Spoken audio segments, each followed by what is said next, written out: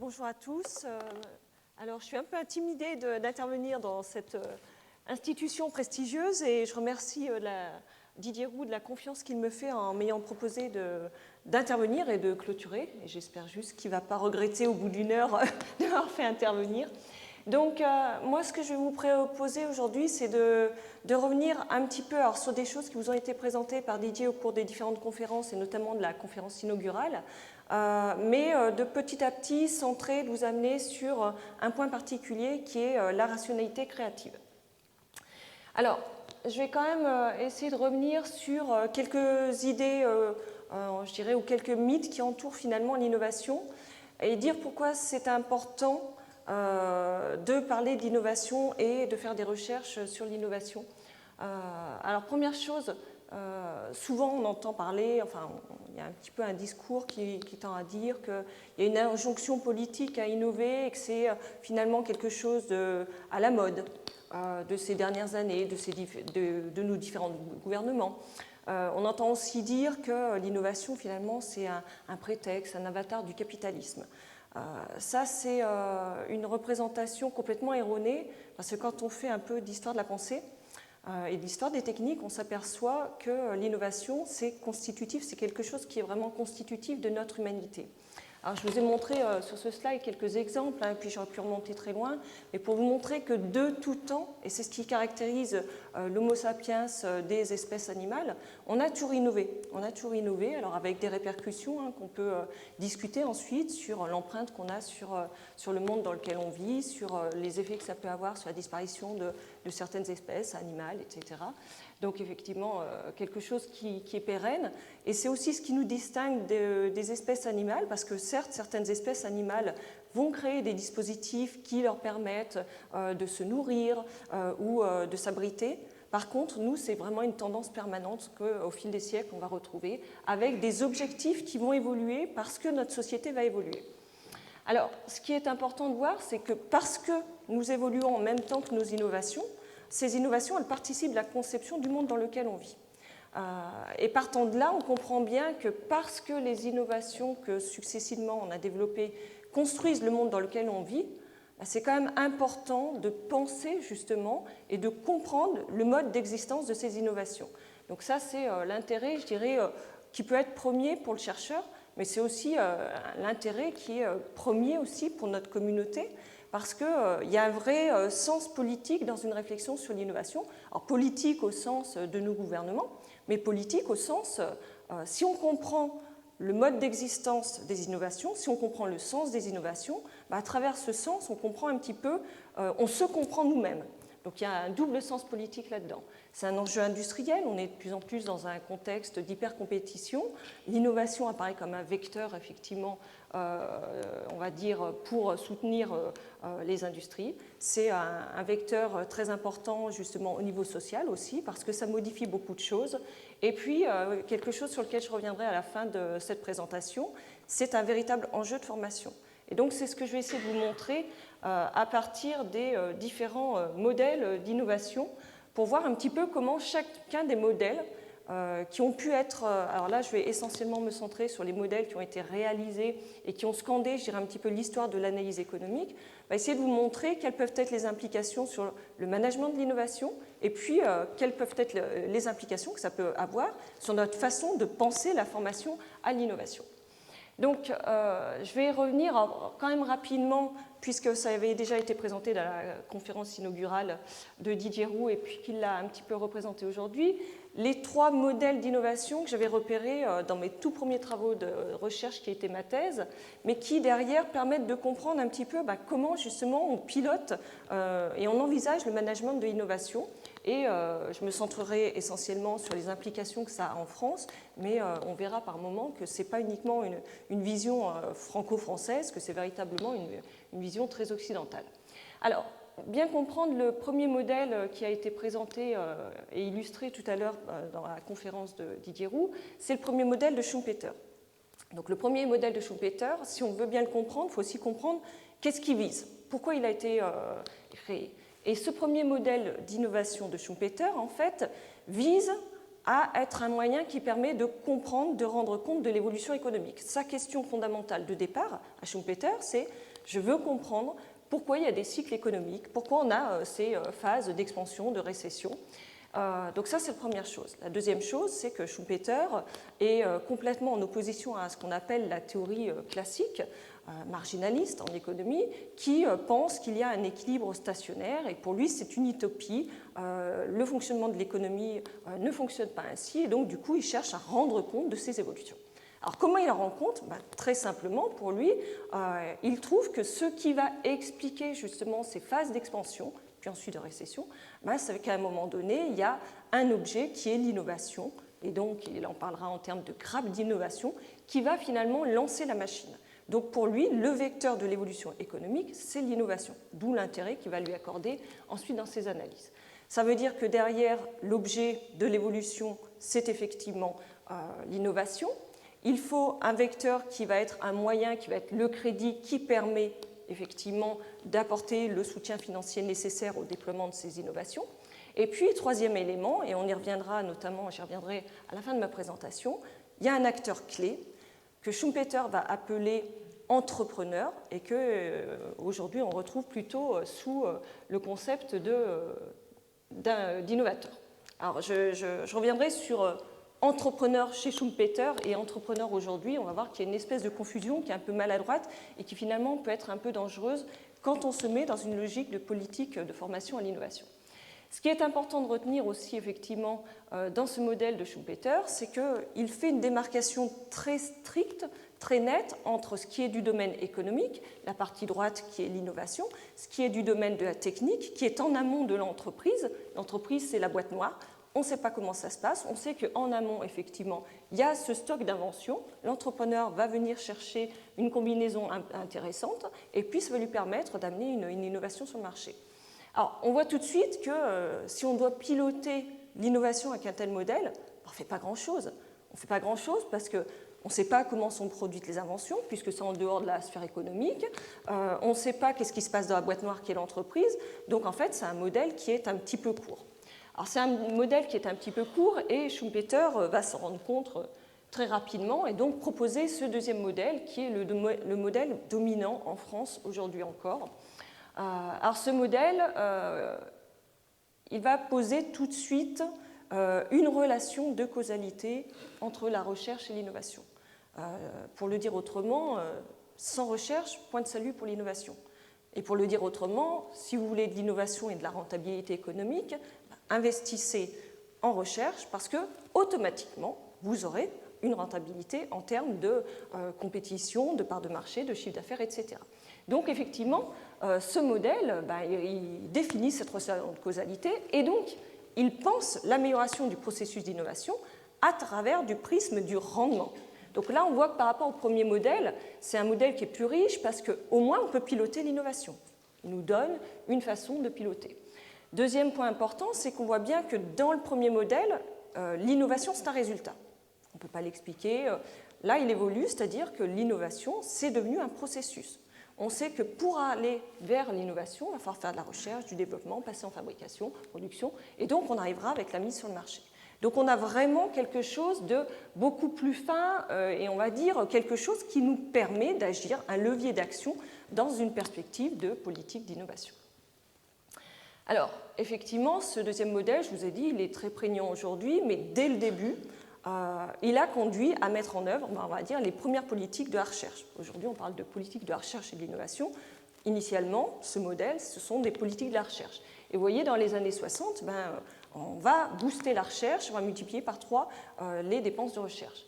Si vous regardez les tableaux de bord sur les évolutions des dépenses au fil des années de recherche et développement, là aussi, on voit qu'on est fortement imprégné de ce modèle parce qu'on a cette tendance systématique. Vous voyez, c'est exprimé en millions d'euros. 1978, on est à 5 897 millions d'euros. On arrive à 46 422 millions d'euros. Donc on voit bien qu'effectivement, on a bien compris que si on veut faire produire des innovations, il va falloir investir plus en recherche et développement. Donc on a un vrai modèle qui devient un vrai instrument de politique économique, que ce soit au niveau national ou au niveau des entreprises. Alors, pour comprendre ce deuxième modèle de Schumpeter, il faut revenir aussi sur qu'est-ce qui se passe et pourquoi à un moment donné il peut concevoir ce modèle. Là aussi, il y a toujours une histoire. Il y a toujours une histoire et les éléments qui vont contribuer à ça, c'est que premièrement, Schumpeter s'aperçoit qu'il y a une très forte augmentation des dépenses de recherche et développement au moment où il avait fait son premier modèle. Et il se dit bien, les entreprises sont rationnelles. Si effectivement l'invention était menée en dehors de l'entreprise à titre gratuit, pourquoi les entreprises investiraient-elles en dépenses dans la recherche et développement? Deuxième élément, c'est à ce moment-là où il s'aperçoit qu'il y a de grandes entreprises qui se créent et qui se créent parce qu'il y a des forces de frappe en recherche qui permettent des innovations. Et il y a des succès, on va dire, qui sont très médiatisés avec la découverte du nylon. Vous voyez, le nylon en 1935, 1938, le brevet est déposé, 1940, les premiers bas, avec une explosion des ventes. Donc il y a plusieurs éléments qui font qu'on se dit, effectivement, les entreprises, il y a des entreprises et des exemples concrets d'entreprises qui misent sur des dépenses de recherche et développement et qui ont des véritables success stories, je dirais d'une certaine façon, qui fonctionnent très bien. Et puis on est aussi à un moment où on a une idéologie scientiste, donc un contexte de réflexion qui consiste à dire qu'effectivement, plus on va investir dans la recherche, plus on va pouvoir apporter finalement des solutions à tous les maux de la société. Et là, je vous ai mis la citation de Félix Le Dantec qui nous dit « Je crois à l'avenir de la science, je crois que la science et la science seule résoudra toutes les questions qui ont un sens. » Donc le modèle Schumpeter II, il est créé dans ce contexte. Il émerge dans ce contexte d'observation d'évolution des dépenses, de sociétés qui réussissent bien à partir de l'application des sciences, et donc effectivement de cette idéologie. Alors, maintenant, si on regarde effectivement comment se décline et comment on va se positionner, on peut faire des cartographies à différentes échelles nationales. Donc on peut faire une cartographie de toutes les régions françaises pour voir, entre guillemets, d'une certaine façon, qui sont les bons élèves et qui sont les élèves à la traîne. Vous allez le faire au niveau européen, vous pouvez le faire au niveau international. Donc quand on regarde effectivement les chiffres, si on se focalise sur l'espace européen, on s'aperçoit qu'en France, on a bien compris le message du modèle de Schumpeter, puisqu'effectivement, on voit qu'on investit beaucoup, avec la part d'investissement au niveau européen en recherche et développement, on est à deuxième position, on a une très bonne force de frappe en publication et on dépose beaucoup de brevets. Donc ça veut dire qu'on a bien intégré ce modèle. Et puis, on va se dire que quand on regarde potentiellement ce schéma, il y a des pays, excusez-moi l'expression, qui sont un peu à l'ouest. Par exemple, si on prend le Portugal, et j'espère qu'il n'y a personne qui vient du Portugal et que je vais froisser ici, mais c'est effectivement, quand on regarde, on se rend compte qu'il y a très peu d'investissement en recherche et développement, qu'il n'y a pas beaucoup de publications et qu'il n'y a pas beaucoup de demandes de brevets. Donc avec des cartographies et ces indicateurs, on va pouvoir stigmatiser les bons élèves et là on va se dire on est content d'être français, on est plutôt brillant et performant sur nos 3 indicateurs qui sont nos indicateurs d'innovation. Puis il y a d'autres pays qui ne réussissent pas très bien, qu'il faudrait eux peut-être sans doute qu'ils investissent un petit peu plus.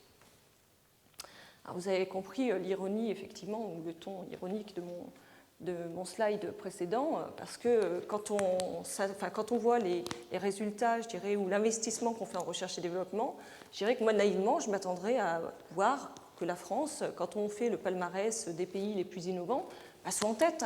On est entre 2e et 3e position sur tous les indicateurs, soi-disant, d'innovation. Et puis quand on regarde effectivement notre capacité à innover, vous voyez, la moyenne, c'est la petite barre bleue. Et puis la France, on est juste avant la petite barre bleue. Et je suis enseignante, quand un élève il est à la moyenne, il est moyen, appelons un chat un chat. Donc là, effectivement, il y a quelque chose qui est décevant parce qu'on s'aperçoit qu'en France, on a augmenté considérablement l'investissement en recherche et développement. Il faut savoir qu'en 15 ans, on a vraiment multiplié les dépenses en recherche et développement au niveau national, qui atteignent aujourd'hui du coup 10 milliards. Le nombre, je dirais, d'incitations, de dispositifs en faveur de l'innovation n'a cessé d'augmenter. Sur les 15 dernières années aussi. Et paradoxalement, quand on regarde nos chiffres de l'innovation, on s'aperçoit qu'on ne réussit pas bien. Donc là, effectivement, c'est un petit peu frustrant parce qu'on a l'impression, finalement, de ne pas avoir les résultats à la hauteur des moyens qu'on a engagés. Alors, ce constat, il a été dressé dans plusieurs rapports qui ont été remis au gouvernement. Le rapport Bella-Tambourin, qui a été publié en 2013, qui nous dit « De nombreuses initiatives, souvent pertinentes, ont été prises pour favoriser le développement de l'innovation. Il en a résulté une accumulation et une diversité de dispositifs, de structures, tant au niveau national que régional ou local, peu lisibles, dont l'efficacité globale économique, industrielle et sociale en termes de création d'emplois reste à démontrer. » Donc là, c'est vraiment embarrassant parce qu'on se dit tout ce qu'on a misé pour effectivement pas arriver aux résultats escomptés. En 2016, plus près de nous, le rapport Pisani-Ferry, il arrive effectivement au même résultat avec même quelque chose qui peut être problématique puisqu'il nous dit le rythme de renouvellement des dispositifs pourrait même favoriser les chasseurs de primes, c'est-à-dire inciter des entreprises à non plus se mettre dans une logique d'innovation, mais de capter justement et de recherche à comment capter toutes ces primes, toutes ces subventions. Et on comprend bien que ce n'est pas de la sorte qu'on va produire plus d'innovation. Alors, effectivement, le rapport Bella-Tambourin fait état de ce décalage, un décalage entre des indicateurs de moyens et des indicateurs de résultats. Et il nous présente dans son rapport ce petit tableau qui est assez intéressant parce qu'en fait, ils ont essayé de classer les dispositifs d'aide à l'innovation par catégorie, et puis ils ont regardé dans le temps un petit peu comment ça évolué. Et vous voyez que le premier poste justement des dispositifs en faveur de l'innovation, ce sont d'augmenter, trouver des dispositifs qui permettent d'augmenter les capacités privées en recherche et développement. Et c'est effectivement quelque chose qui va en s'accroissant sur la période 2000-2014. Et puis d'autres choses, promouvoir l'entrepreneuriat innovant, effectivement, on en parle beaucoup, mais on voit que c'est quelque chose qui reste finalement assez minime. Et puis on a même des choses qui vont en diminuant, c'est soutenir le développement des entreprises innovantes. Là, on voit que c'est quelque chose en régression. Et donc, effectivement, on s'aperçoit qu'il y a un problème parce que... on s'aperçoit qu'on a un problème. On s'aperçoit qu'on est véritablement héritier du modèle Schumpeter II parce que la majorité des dispositions qu'on prend au niveau national vont dans le sens de ce modèle en se disant il faut investir plus, donc il faut soutenir la recherche, il faut donner des incitations fiscales pour faire plus de recherche et donc promouvoir l'innovation. Et donc là, effectivement, on s'aperçoit que ce n'est pas forcément ce qui marche. Alors, ce n'est pas forcément ce qui marche, précisément parce qu'on a trop focalisé et on a apporté trop d'importance à la recherche et développement. Donc, il y a plusieurs rapports qui font état de ce point. Ron Boschma, dans un rapport qu'il a publié en 2008, en fait, nous explique que quand on regarde un petit peu la situation européenne, et donc là, c'est une situation qui n'est pas uniquement spécifique à la France, on s'aperçoit qu'on fait l'hypothèse, justement, avec ce modèle en filigrane de Schumpeter II, que plus on va investir en recherche, plus on va produire de l'innovation. Sauf que le constat qu'il fait, c'est que la plupart des connaissances nouvelles créées ne sont pas exploitées économiquement en Europe, mais le sont dans des pays tels que les États-Unis. Cela signifie que la politique de recherche et développement européenne nourrit l'exploitation de connaissances ailleurs. Alors là, vous voyez bien que c'est quand même dramatique parce qu'on est en train de se dire que finalement, on sait plus faire des inventions avec de l'argent que de l'innovation et on est en train de financer les innovations de pays concurrents, ce qui est quand même aussi un gros souci. Alors, on retrouve exactement les mêmes propos dans le rapport Booz et compagnie qui redit effectivement qu'il n'y a pas de relation statistique significative qui démontre cette relation entre le montant qui est investi en recherche et développement et la capacité ou les performances en matière d'innovation. Et puis effectivement, Bella-Tambourin qui nous dit finalement oui, la recherche est importante, mais il y a quand même tout un autre ensemble d'activités qui vont permettre de passer justement d'une idée, d'un produit ou de découverte à une innovation. Il y a tout un ensemble d'activités et si on se focalise uniquement sur un moment du cycle, on va peut-être louper les choses. Alors, c'est un peu ce constat, moi, je ne sais pas comment il faut le dire, je dirais qu'il m'exaspère un petit peu, dans la mesure où ce constat, je faisais le même en 1999. En 1999, il y avait plein de rapports qui déjà nous disaient exactement la même chose. On avait eu le rapport Made in America, qui effectivement avait démontré, donc dont Solow était un des auteurs, qui démontrait effectivement qu'il n'y avait pas cette corrélation. On a Amable et Boyer qui effectivement nous montrait que la compétitivité des entreprises et des nations ne saurait dépendre exclusivement et mécaniquement des investissements réalisés en recherche et développement. Et pourtant, on continue à avoir comme vecteur principal de l'innovation il faut investir plus en recherche et développement, il faut peut-être plus protéger ou affiner, enfin pas affiner, mais rendre les processus de dépôt des brevets plus simples, parce que le problème vient peut-être de là. C'est-à-dire qu'on reste centré sur quelques indicateurs et on oublie d'en avoir une vision large. Alors, c'est d'autant plus frustrant que depuis 1986, Klein et Rosenberg nous ont proposé ce modèle. Alors on voit que c'est un modèle qui peut un peu faire peur parce qu'il y a des flèches dans tous les sens, mais ce modèle, il a été fondé et construit sur des études de cas. L'idée de ces auteurs, c'est qu'ils ont regardé des exemples d'innovation et ils ont fait la généalogie en fait, de ces innovations pour comprendre comment ça marche. Effectivement, on voit que c'est un petit peu plus compliqué que le modèle de Schumpeter 2. Et ce qui est aussi intéressant dans ce modèle, c'est que leurs études de cas qu'ils ont menées leur permettent de constater et de conclure que le processus central d'innovation, ce n'est pas la recherche, et le point de départ, ce n'est pas la recherche, mais c'est la conception. Vous ne trouverez pas d'innovations qui sont nées sans qu'il y ait eu à un moment donné une activité de conception, alors que vous pourrez trouver effectivement des innovations qui n'ont pas une origine pour origine de la recherche. Ce qui explique effectivement, vous voyez bien que la partie centrale du processus, ce sont ces trois boîtes qui sont notées invention-conception, conception détaillée, conception finale. Vous voyez qu'on retrouve pour autant la recherche, c'est-à-dire que le modèle de Klein et Rosenberg et le discours, qu'on ne se méprenne pas sur ce que je suis en train de dire, je ne suis pas en train de dire qu'il ne faut pas faire de la recherche. Je suis juste en train de dire que lorsqu'on dit que le point obligatoire de passage et que le point de départ de l'innovation, c'est la recherche, ça c'est erroné. La recherche, effectivement, on va pouvoir aller puiser dedans à des moments très différents, et puis des fois pas. Du coup, ce n'est pas neutre ce constat, parce que ça veut dire qu'on comprend bien que pour qu'il y ait de l'innovation, on a aussi besoin d'une certaine forme d'autonomie de la recherche. Parce que la recherche va amener des connaissances qui, à un moment donné, ne seront pas forcément utiles pour délivrer une innovation, mais qui pourront être, à un moment donné, plus tard, en T+1, remobilisées, réutilisées pour un autre projet d'innovation. Donc là, c'est aussi intéressant de se dire que ce modèle permet de comprendre que recherche et innovation, je dirais, sont deux processus qui se nourrissent, deux processus qui ouvrent des possibles chacun l'un à l'autre. Et c'est ce que veut dire ce modèle. Ça ne veut absolument pas dire, le modèle de Klein et Rosenberg, qu'il faut arrêter de faire la recherche. Ça ne veut absolument pas dire qu'il faut assujettir la recherche à l'innovation. Non, c'est juste de se dire, voilà, la recherche, c'est quelque chose qui est intéressant, pas pour tous les processus d'innovation, mais effectivement qu'on peut utiliser. Et alors là, je dirais que le modèle de Klein et Rosenberg prend d'autant plus son sens quand on ne restreint plus l'innovation à que de l'innovation technologique. Parce que lorsque vous parlez d'innovation sociale, oui, vous n'avez pas forcément besoin de recherche. Donc on se rend compte qu'effectivement, ce modèle de Klein et Rosenberg, il est plus complexe, mais il permet de voir différemment l'innovation. Alors, quand je dis il permet de voir différemment l'innovation, ça veut dire qu'il permet de piloter différemment l'innovation aussi, pour la question qui nous intéresse plus particulièrement.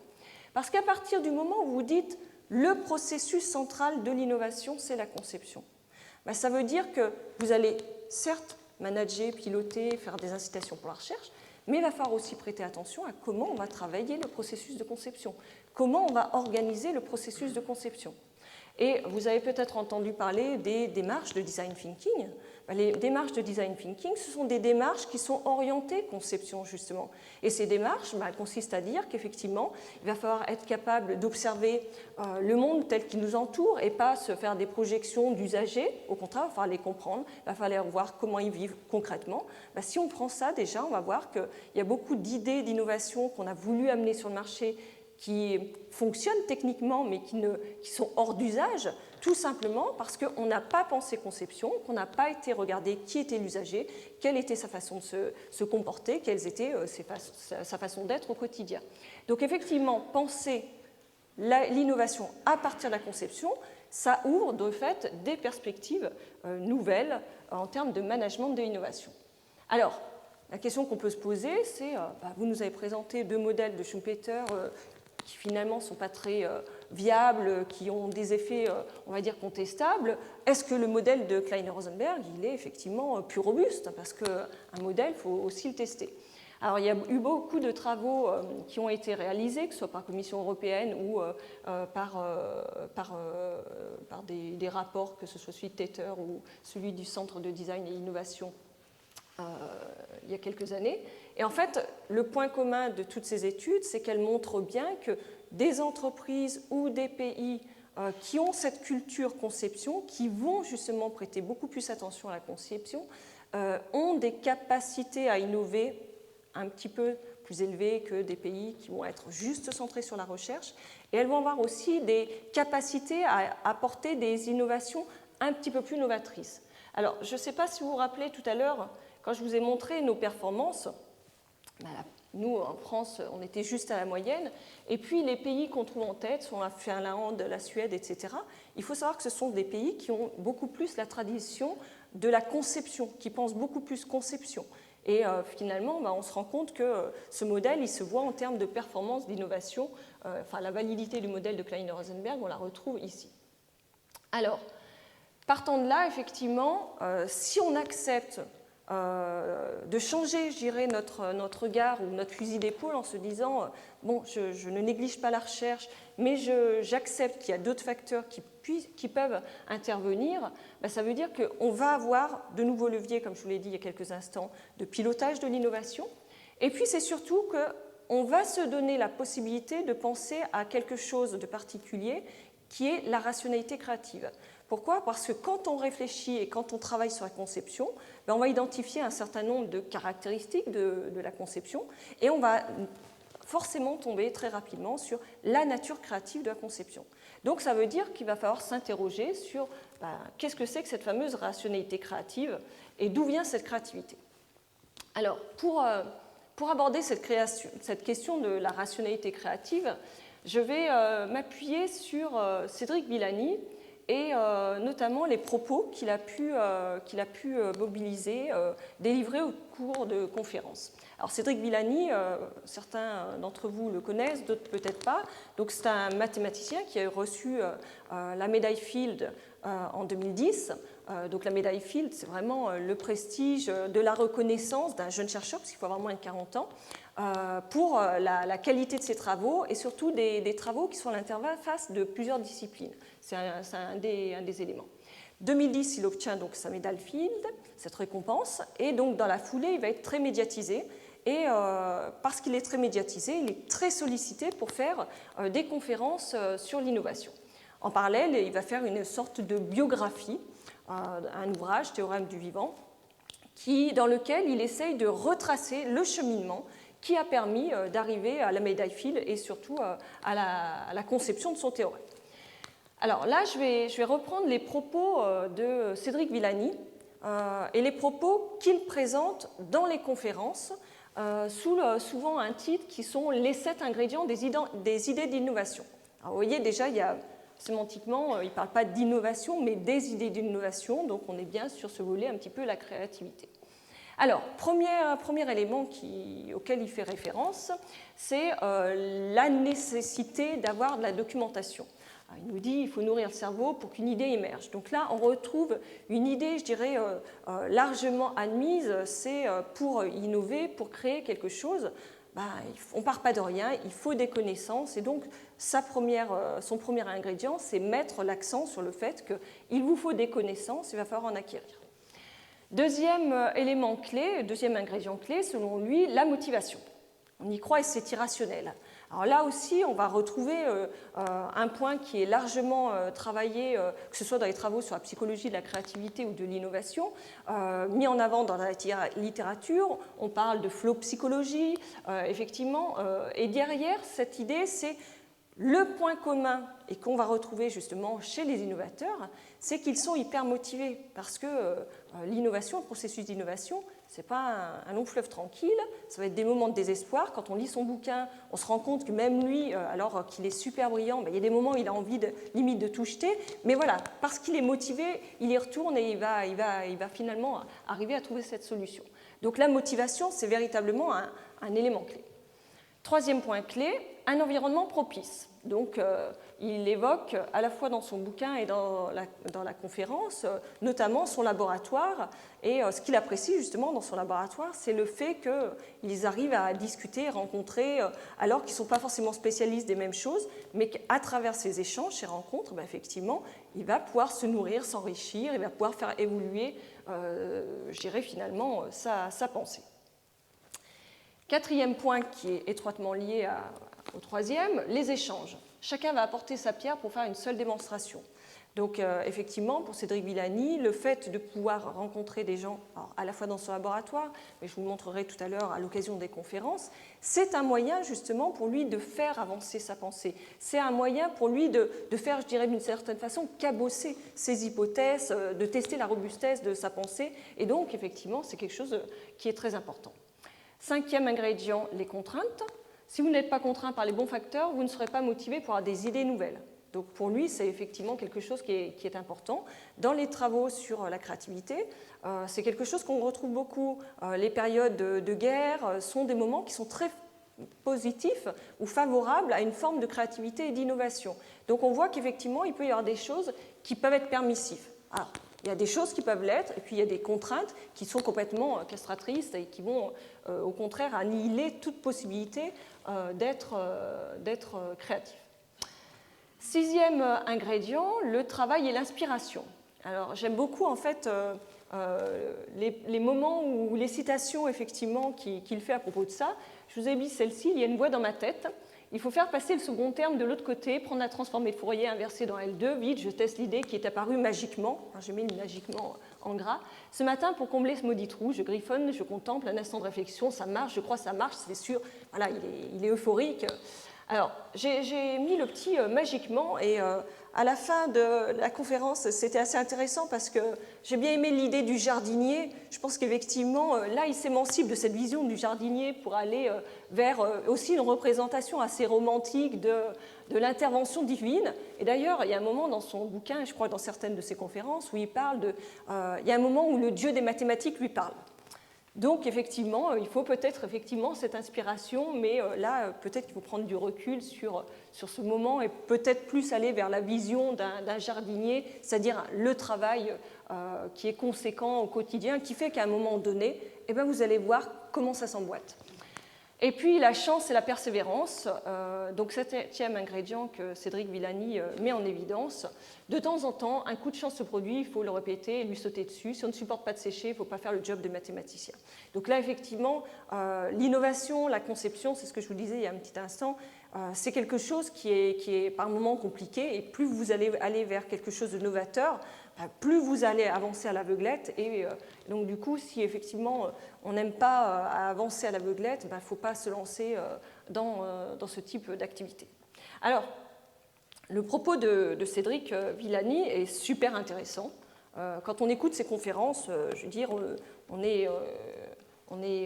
se dit oui, on est d'accord avec tout. Spontanément, on adhère à tout, même si l'intervention du dieu de la mathématique me laisse peut-être un peu plus songeuse. Mais sinon, effectivement, quand on regarde la littérature, on voit bien, quand on fait l'histoire d'innovation, la généalogie d'innovation, on retrouve ces caractéristiques, on retrouve ces ingrédients. Par contre, il y a quelque chose qui est assez frustrant. Lorsque vous lisez l'ouvrage, et moi j'ai d'abord lu son ouvrage, et puis ensuite j'ai regardé les conférences qu'il a données sur l'innovation, on s'aperçoit qu'il y a en fait un glissement. Un glissement, mais qui est évident si vous lisez l'ouvrage. C'est-à-dire que lorsque vous écoutez ces conférences, vous avez ces 7 ingrédients, et les 7 ingrédients vous sont apportés les uns après les autres et de façon assez à plat.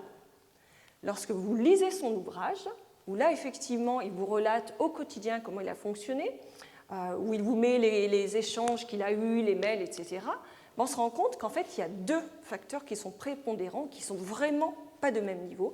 Les 2 facteurs qui sont la motivation. Là, on voit effectivement dans son ouvrage tous les moments de doute, tous les moments où il a envie de tout lâcher. Quand leur article se fait retoquer par Acta Mathematica, il y a un moment donné où effectivement ils sont un peu désespérés. Son doctorant Clément Mouot, il y a un moment il a envie d'abandonner aussi. Donc on voit que la motivation, c'est vraiment fort, c'est vraiment important pour mener des projets d'innovation. Et puis le deuxième point, ce sont les échanges de connaissances. quand vous regardez son ouvrage, vous vous rendez compte que finalement, ce qui lui permet de bâtir son théorème, ce sont ces rencontres, ce sont ces échanges. Alors, j'ai essayé de retracer avec deux collègues un petit peu les moments clés qu'ils citent, qu'ils font avancer justement. Et là, on se rend compte, alors Clément Mouos, c'était son ancien doctorant avec lequel il va beaucoup travailler. Dans son ouvrage, il nous dit clairement, sur le mois de janvier, je crois, il y a pas loin de 100 échanges de mails, justement, où il travaille sur le théorème. Le mois d'après, c'est presque 200. Donc on voit qu'effectivement, il y a une communication importante pour confronter, pour faire avancer, pour tester. Il y a des rencontres informelles, donc des rencontres informelles qui vont avoir lieu dans son laboratoire à Lyon avec certains auteurs. Il y a des rencontres qui sont beaucoup plus formelles, c'est-à-dire qu'il va très souvent, et Clément Mouot de son côté, ils vont présenter les avancées de leur théorème, ils vont confronter ça avec des fois des remarques très sévères.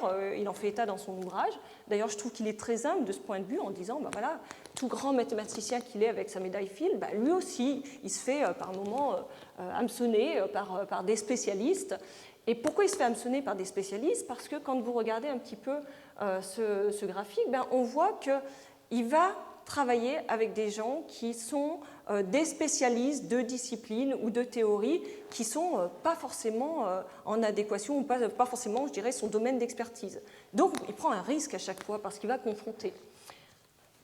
Alors, typiquement, son théorème, les connaissances qu'il va mobiliser et dont finalement il va faire une synthèse, c'est la théorie de la gravitation, donc des enseignements de cette théorie de la gravitation. Il va mobiliser la théorie des mathématiques des gaz, il va mobiliser la simulation numérique des galaxies et notamment l'histoire de la théorie de la relaxation violente.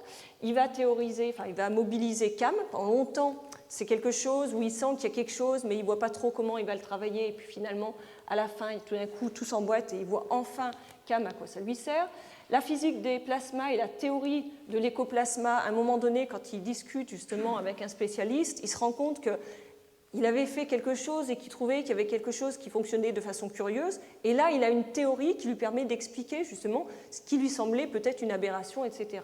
Donc on voit bien que son théorème, s'il le construit, c'est par une synthèse, je dirais, ingénieuse de connaissances qui appartiennent à des domaines différents. Alors vous allez me dire, c'est de la physique ou des mathématiques. Oui, mais la physique et les mathématiques, ce n'est pas homogène. Et donc, ce qui fait justement la valeur et ce qui est la raison aussi justement de l'origine de ce théorème, mais aussi de la récompense qu'on lui a donnée, c'est sa capacité justement à aller chercher des connaissances et en faire une bonne synthèse qui se transforme dans le théorème. Alors, ce qui est aussi intéressant, c'est le recul qu'il a par rapport à cette expérience. Le hasard a dévié ma trajectoire scientifique à un point que je ne pouvais imaginer. Ça, c'est aussi le propre de l'innovation, c'est-à-dire qu'on ne part pas, ce n'est pas un exercice de résolution de problème où le problème de départ est bien connu et la solution d'arrivée, elle est connue. Lorsque vous vous engagez dans un processus de conception, il faut déjà bien cerner le problème de départ parce qu'il n'est pas aussi évident que ça, et ensuite, vous ne savez jamais vers où vous allez arriver. Et effectivement, du coup, une exploration aléatoire, une exploration par marche au hasard, c'est ce qui lui permet effectivement d'arriver et de créer ce théorème. Alors, ce que nous retrace effectivement les propos de Cédric Villani, c'est finalement la mise en évidence de ce qu'avec Michel Faucheux, on a appelé la rationalité créative. Une forme de pensée qui fonctionne de façon très différente, je dirais, de la pensée analytique sur laquelle on est très très bien formé en France. Alors c'est une forme de pensée qui est disqualifiée par l'histoire. Pourquoi elle est disqualifiée par l'histoire? Tout simplement parce que la rationalité créative, c'est la rationalité de la technique, et on est les héritiers, on va dire, de la pensée grecque, et la technique, chez les Grecs, ce n'est pas la priorité, la science est plus noble, il n'y a pas de pensée technique, et donc on n'a pas développé véritablement d'informations là-dessus. Mais la rationalité créative, lorsqu'on y regarde de plus près, c'est très proche de ce que les Grecs appellent la métisse. C'est très proche de ce que Giambattista Vico va appeler l'ingenium. D'ailleurs, lui, il y a des moments où il explique que la plupart des grandes inventions de son époque, elles ne sont pas liées justement à la rationalité analytique, mais à l'ingenium, donc la rationalité créative. Et alors, c'est quoi cette rationalité créative? Eh bien, c'est une pensée de la relation. ce qu'on voit très bien dans l'exemple de Cédric Villani, c'est une pensée qui synthétise, qui va rapprocher. Alors, pour ceux qui connaissent les travaux de Koestler, lui parlait du concept de dissociation. Et en fait, la rationalité créative, c'est relativement proche de ça, c'est-à-dire c'est la possibilité de synthétiser des éléments qui appartiennent à des univers différents, des éléments de connaissance qui appartiennent à des disciplines différentes. Donc on est très proche de ce concept. Donc juste quelques exemples de Cédric Villani, où il nous dit « Ce sont les liens cachés entre différents domaines mathématiques qui ont fait ma réputation de chercheur. Ces liens sont si précieux, ils permettent d'éclairer l'un et l'autre des domaines impliqués dans un jeu de ping-pong où chaque découverte sur une rive entraîne une sur l'autre. » Donc on voit bien que lui-même est conscient justement de l'importance de cette forme de pensée. Alors, quelle est effectivement, je dirais, la pertinence ou la réalité de cette rationalité créative? Est-ce que c'est véritablement quelque chose qui existe et qu'on peut retrouver? Alors là, je suis retournée un petit peu dans l'histoire, et puis je vais vous présenter juste quelques exemples pour vous montrer un petit peu que c'est quelque chose qu'on retrouve de façon récurrente quand on fait l'histoire et la généalogie d'innovation. Là, c'est la presse imprimée de Gutenberg. Donc, quand vous faites l'histoire de la presse à imprimer de Gutenberg, c'est super intéressant parce qu'au-delà de la controverse sur la paternité à qui elle appartient, on retrouve aussi là des proximités.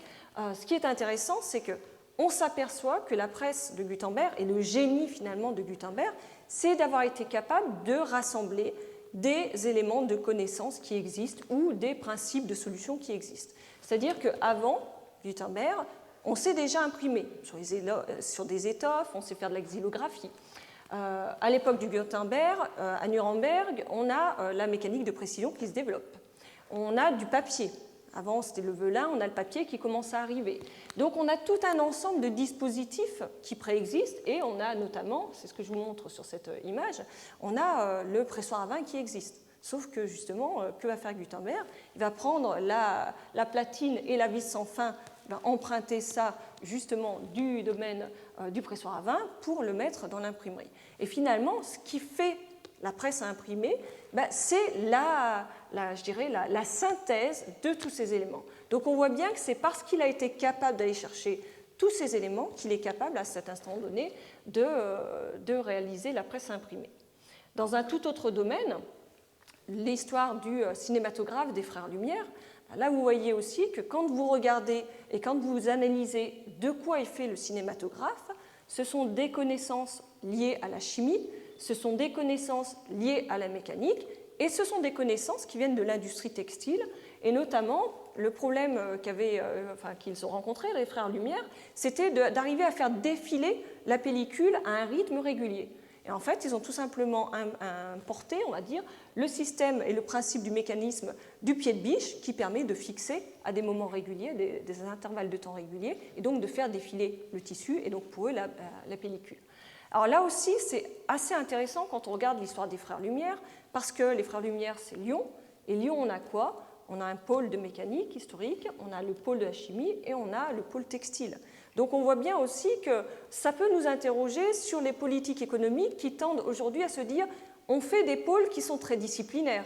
Est-ce que si on avait été dans un environnement, si les frères Lumière avaient été dans un environnement avec uniquement de la mécanique ou uniquement de la chimie, est-ce qu'effectivement ils auraient fait émerger cette solution ou est-ce qu'elle ne serait pas apparue ailleurs? Alors cette idée, on la retrouve dans l'ouvrage de Christensen et Dyer et Gregerson, qui tous trois justement montrent à partir d'études de cas qu'il y a, on ne conçoit jamais ex nihilo, on ne part pas de rien, ça c'est un mythe. Ensuite, le deuxième constat qu'ils font, c'est que les innovateurs ont en commun d'aimer rassembler le plus grand nombre possible d'idées de la même manière que les enfants adorent collectionner les briques de Lego. Alors c'est un peu imagé, mais effectivement ça montre bien la dynamique justement de synthèse, de connaissance de ces auteurs. Alors partant de là, je vais faire ce que je vais appeler l'éloge de la transgression aventureuse, parce que si on admet que le processus central de l'innovation, c'est la conception, que la nature créative, de la conception est lié à la mise en place ou au déploiement de la rationalité créative, alors ça veut dire qu'il faut apprendre à transgresser les frontières, à aller voir en dehors de sa discipline, à aller voir en dehors de son métier. Parce qu'on voit bien que tous les exemples d'innovateurs que je vous ai présentés sont des gens qui débordent du champ ou du périmètre, on va dire, de leur métier. Alors là, je vous avais montré, mais je crois que comme je suis un peu longue, je vais passer sur l'exemple de Swatch. Mais Swatch, c'est typiquement ça. C'est-à-dire que quand l'idée de la Swatch elle arrive, c'est une montre qui n'est pas une montre, aux yeux de la tradition suisse, alors qu'on connaît le succès de cette montre. Et effectivement, Mock, au début, personne ne veut travailler avec lui, c'est ce qu'il dit dans l'ouvrage, parce qu'il apparaît un peu comme le fou, celui qui transgresse, qui est trop transgressif. Sauf que derrière, on a bien vu le résultat. On a exactement le même discours chez Bertrand Piccard et son projet Solar Impulse. Lorsqu'il explique un petit peu la genèse, on va dire, de ce projet, il dit bien qu'au début, lorsqu'il a parlé de faire un avion de la taille d'un A340 qui allait s'auto-alimenter en énergie, tous les spécialistes du domaine de l'aviation lui ont dit c'est impossible. Donc si vous restez avec l'avis du spécialiste du domaine, c'est impossible, vous enterrez votre projet. Ou alors, effectivement, vous dites qu'il y a quelque chose à faire et vous allez transgresser, donc vous allez aller vers de l'imprévu et vous allez réussir à faire Solar Impulse. Alors, ça veut dire quoi l'éloge de la transgression aventureuse? C'est je vous invite du coup à aller à la traversée, à emprunter les chemins de traverse, à errer un petit peu à la façon de l'Ulysse, et à faire face et à apprendre à vivre avec l'imprévu.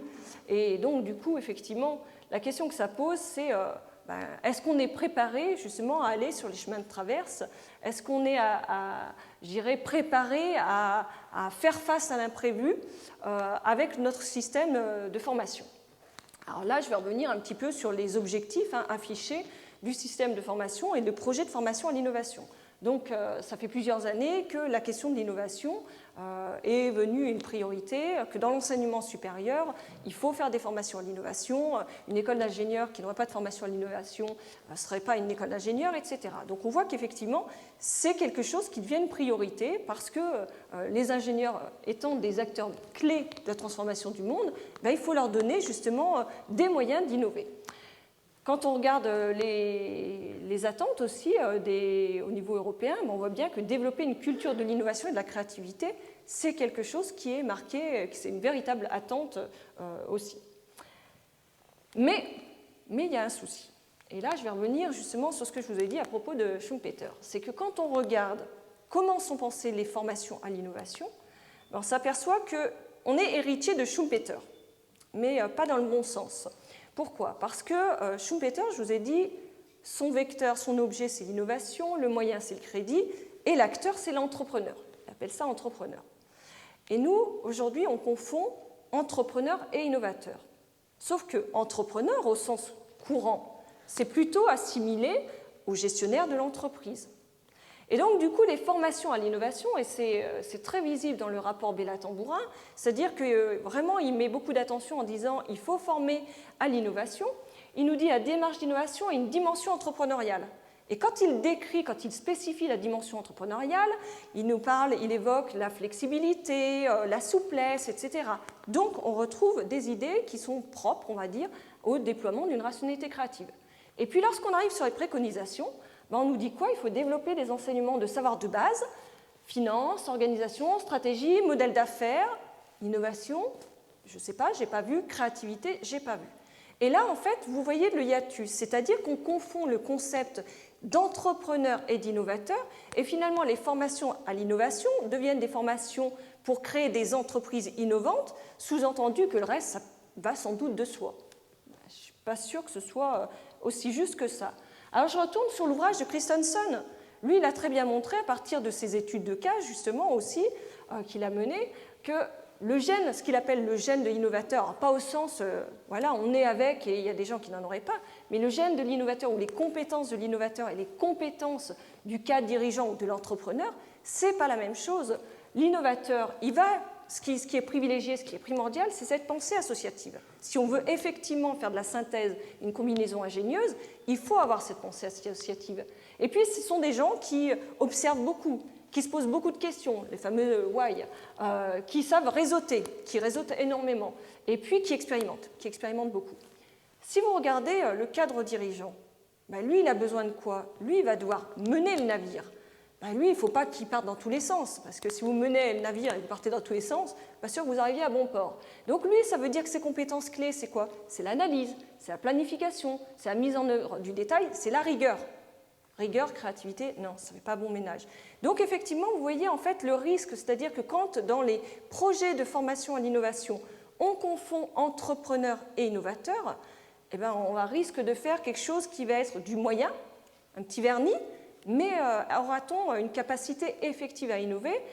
J'avoue que j'en doute. Alors, je vais rejoindre le constat qui a été dressé par Ken Robinson. Je vous invite, pour ceux que ça intéresse, à aller voir son TEDx. Il est vraiment bien fait et en haut, du coup, il nous explique que finalement, on a un système de formation qui tue la créativité, qui, au lieu de promouvoir la créativité, tout notre système éducatif, malheureusement, fait l'inverse.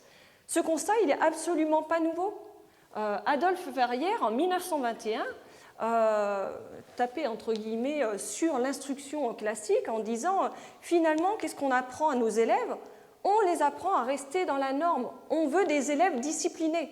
Et l'école nouvelle, justement, elle ne veut pas de l'élève discipliné. Elle voulait justement un élève qui se révèle, qui s'épanouisse et éventuellement qui puisse être créatif.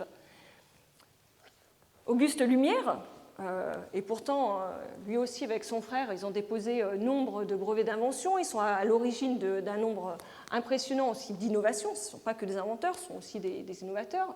Et lui aussi était très, très critique sur la formation scolaire en France, en disant que finalement, l'école a pour première conséquence capitale d'annihiler les qualités natives du raisonnement d'initiative et d'observation qui spontanément se manifestent chez l'enfant, alors que son cerveau n'a encore subi l'emprise des enseignements dogmatiques. Vous voyez, j'aurais dû mettre dogmatique en gras, destructeurs de l'esprit de curiosité. C'est-à-dire qu'ils voient ce hiatus entre leur démarche, comment ils fonctionnent, et finalement ce qu'on leur apprend un petit peu à l'école. Alors, je vais vous donner juste un exemple pour vous montrer comment on peut tuer concrètement la créativité.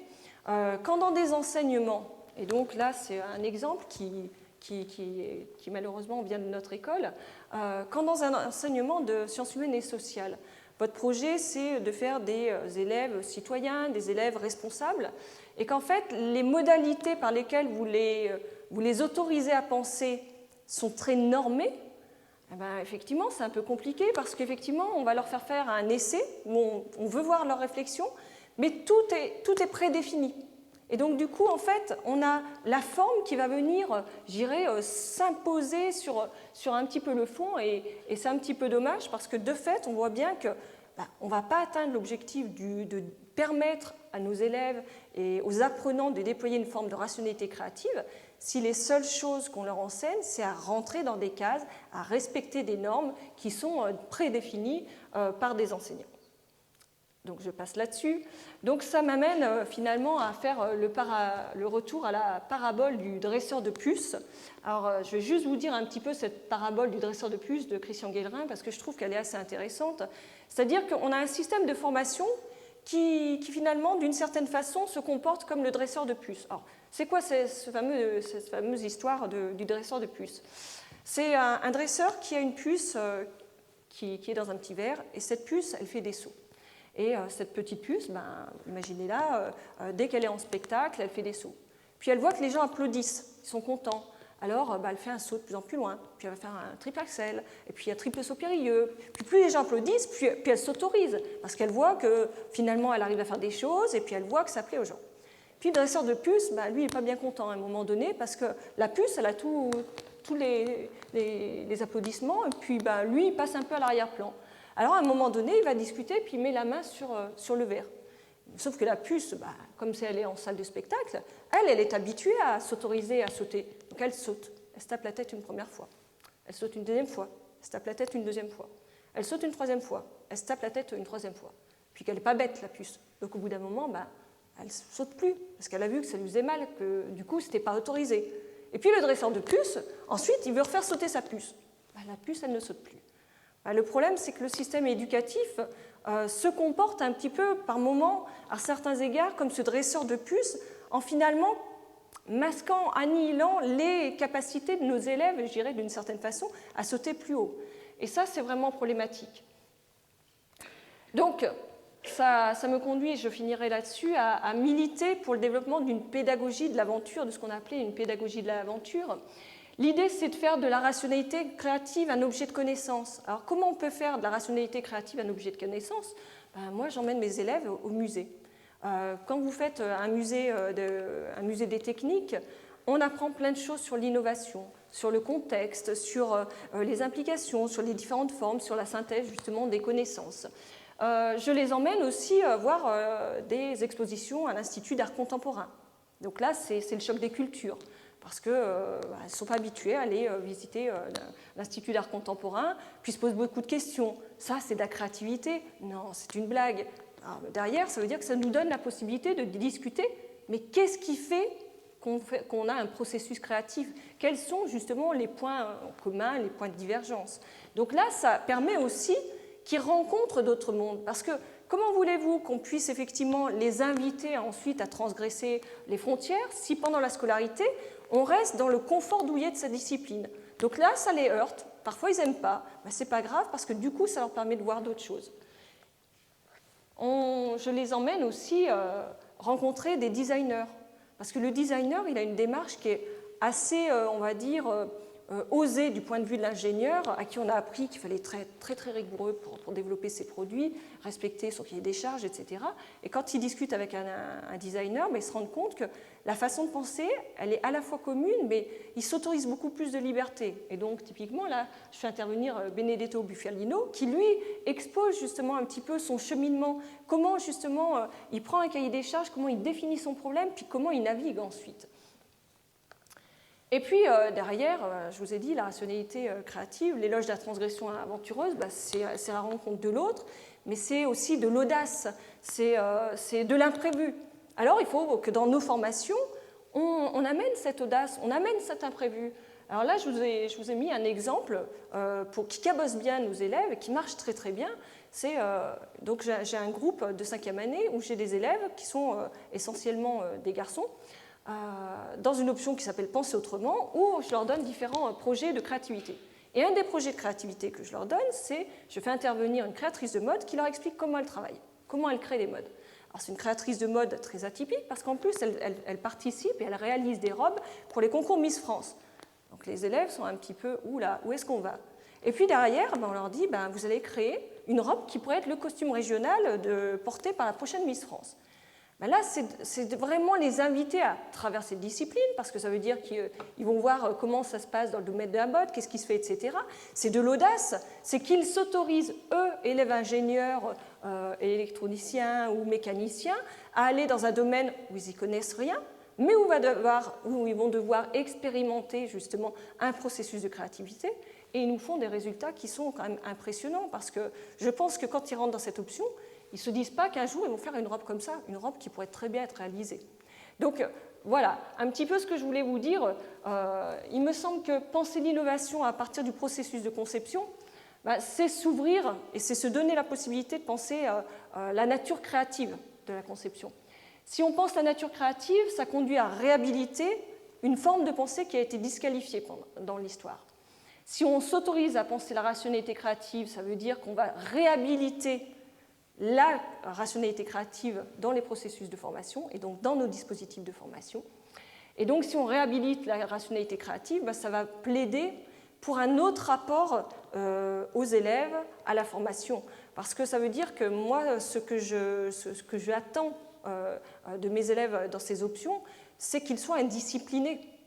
Donc c'est l'indiscipline des enseignements, parce qu'on a une approche très pluridisciplinaire, très interdisciplinaire. Ce n'est pas un cours de telle discipline. C'est l'indiscipline des élèves. Je veux qu'ils aillent voir en dehors. Je veux qu'ils expérimentent. Et c'est l'indiscipline des enseignants. Parce que ça, ce n'est pas acquis aussi. Je veux dire, on a été formé pour enseigner de telle façon. Ce n'est pas spontané chez chacun de se dire je risque d'avoir des questions où je ne vais peut-être pas savoir répondre parce que des fois, les étudiants nous invitent dans des zones de questionnement sur lesquelles on n'avait pas spontanément réfléchi, sur lesquelles on n'a pas forcément des réponses. Donc ça introduit aussi un autre rapport de l'enseignant à l'enseigné. Ils ne sont pas là pour être des éponges à qui on va venir apporter un discours. Il faut les considérer, et notamment quand on est dans le supérieur, un petit peu d'égal à égal. Alors, je vais finir juste par un mais. Mais il y a une énorme difficulté à faire bouger, je dirais, le mammouth, si je peux qualifier le système éducatif comme ça, parce qu'effectivement, les enseignants sont formatés dans la façon d'enseigner, dans la façon dont on définit ce qui est attendu. Et si on veut mettre en œuvre justement une pédagogie de l'aventure, ça veut dire qu'il va falloir aussi arriver à faire bouger les choses de ce côté-là. Donc voilà ce que je voulais vous dire pour aujourd'hui et je vous remercie beaucoup pour votre attention.